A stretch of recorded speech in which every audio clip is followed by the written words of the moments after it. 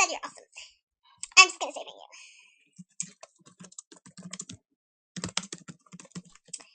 Okay, so Small here, and a lot of you have been commenting on my videos like, the 10 free diamond code didn't work and stuff. I am sorry, it didn't work. I'm really sorry.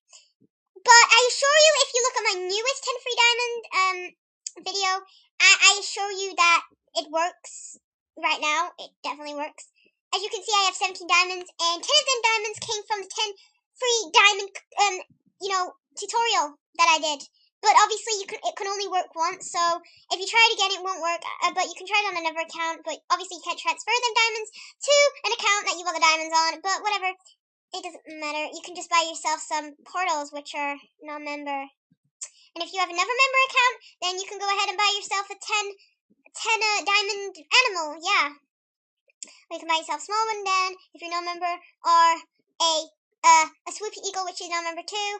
You got the monkey claw. Oh, the monkey claw, that's just come out. You can buy yourself a snow cloud, a rain cloud, a giant kangaroo plushie, just them. So don't worry.